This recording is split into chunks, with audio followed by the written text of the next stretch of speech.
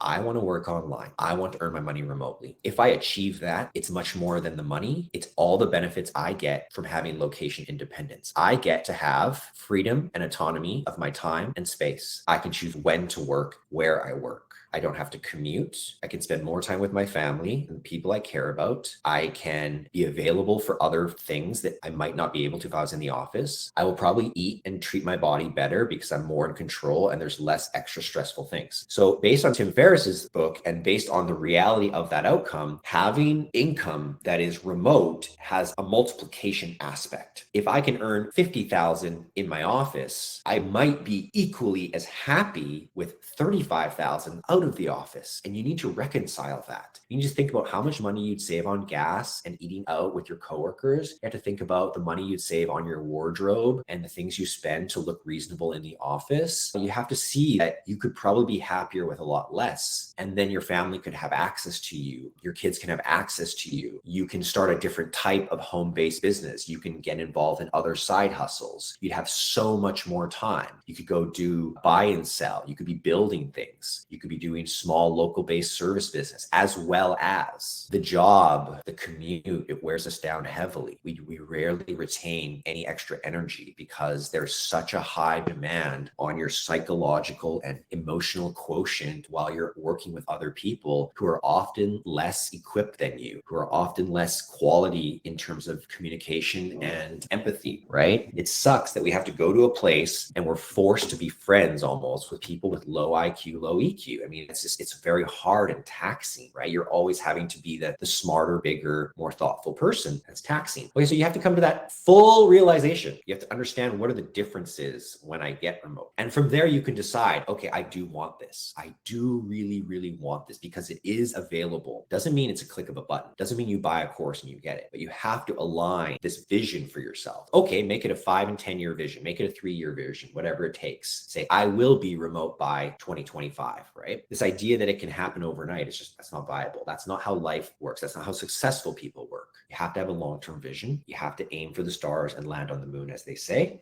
It's all about reaching bigger and then just being extremely satisfied with wherever you end up, but at least you aimed bigger to get there. So now you have some choices. Do I go into marketing or do I go into sales? Or do I go into product development? Do I go into coding, engineering? There's going to be a lot of remote things. Anything that can be done on a laptop could be remote, right? Now, I'm not telling you what's the educational path to be successful in that job, but first we say, okay, we want remote income. Now, which industries and jobs filter into the laptop possibility lifestyle, right? Can I make custom jewelry remotely? Maybe. That's an interesting one, right? Maybe you could. Can I create high quality vegan snacks remotely? Maybe, but you'd really have some tough time shipping and selling, right? So there are so many ideas that you could start to now take from the idea of what can be done solely on a laptop. And so you can meld it together and say, okay, where are my options? So there's people like myself saying, well, why don't you learn a business oriented skill instead of go do your own business first, right? You could do that. You could go start a drop shipping company. You could do an e-commerce, Amazon FBA. So you can ship from your house. You can do an Etsy store. You could be your own brand. You can start like that. If you're capable to do that, please do that. You know, it might take a bit of time, but it could pay off big because it's your own brand, right? You're in control. But a lot of people don't have the experience at that time, right? They're just starting to say, oh, I want this lifestyle. They actually don't know what to do yet. They haven't put the pieces together. So that's when you come to the conclusion like, okay, other people's money is a really good idea. Maybe I should be training without spending my own money, because some people will be like, I'm going to start a business. You know, one of my relatives, pretty smart girl, she was working at a bank. She started a toy business. She was importing toys, really high quality children's wooden toys. Just couldn't get the business off the ground. Was so close. I was watching her. She got it up on Shopify, just couldn't quite figure out the traffic. And she didn't ask me for help. It's not my place or whatever. Gave up. She was close to starting a new income source for her family, and she should try again. And that's the thing. If she had maybe a 6-month internship or a small freelance client or any pro bono, like whatever, she might have learned just enough so that when she went on her own, she'd have a bit more understanding of how business really works. You have to buy something, you have to sell something. And the less it costs you, the better. If you can sell something that costs you nothing, you're going to do really well. If you can sell something that you you don't value, but other people value, you're going to do really well. For me, it was like, I don't know what business I'm going to start yet. I don't know how I'm going to bring value. I'm going to work for other people, right? Very sensible thing to do. You need to build skills. You're going to build them when you work on real projects, not just in the playground, right? So that's when you say, hey, maybe I should start helping people in the world of marketing. Maybe I should start helping people in the world of sales. Well, the funny thing is, in the last 5 to 10 years, another development has happened. And I don't think people are really cluing in on this. Marketing is sales. And that's the bottom line. Marketing is sales. Sales is dead. Sales is dead. Write it down. Marketing is sales. Sales is dead. The sale is not happening because someone's getting on the phone and like doing this wild, massive trick on people. The sale is happening because people are making internal decisions because we've moved into a content first world. People are pre-educating themselves about the purchase. It's not a hidden thing. And so your sales should be much more about high quality customer service that can also sell. But really, the marketing is doing a heavy load.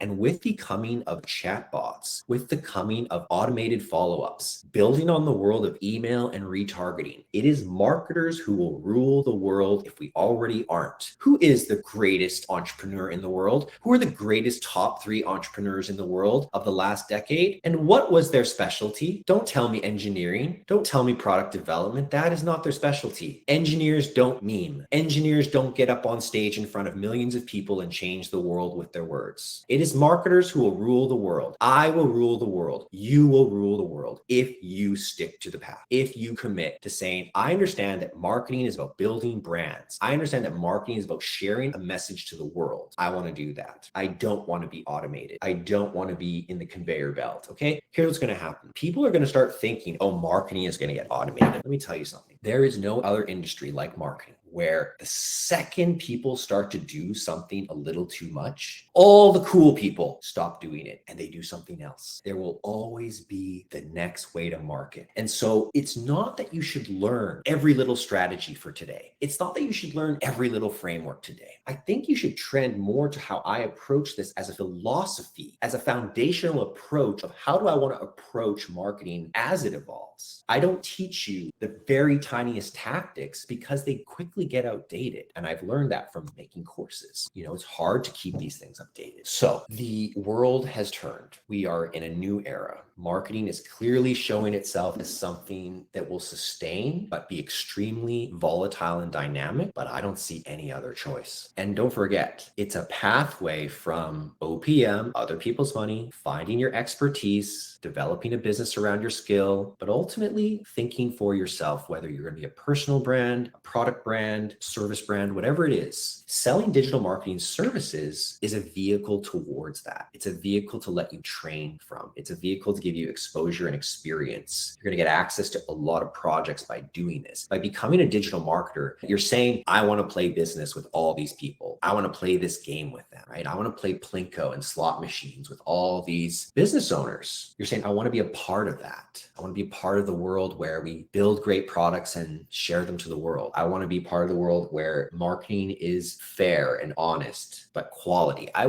just look around lately and the marketing in our world is absolutely atrocious. It's just such low quality. Because all the people doing the marketing jobs, they're going to retire soon. The baby boomers, they're really clueless. They're really clueless about most things in this world. The baby boomers are a prey of the propaganda machine that is the television. The baby boomers are consuming more pharmaceuticals than any other group of people. The baby boomers are obsessed with things that really don't matter. They didn't get exposed to the right information and don't have time to now because they all have jobs that they're overworked commuting. They have no chance to become freelancers, right? So they're locked in already. So that was just the arc of why you even think about this. I haven't told you the ingredients you're going to need to master this, but really the first part of the journey is a commitment. It's a surrendering. You say, I give up. I will do this. Because what a lot of people are doing is, I don't want to commit to this because then I can't do all those things. It's like, oh, if I stick to this, what if something better comes? Or worse, Sally's an influencer, so I need to do that too. I can't go lower. Oh, that's a big mistake. Who cares what Sally's doing? Get on your own 10-year window, close your eyes. It'll all work out for you. You know, you have to understand that the universe or God or your higher power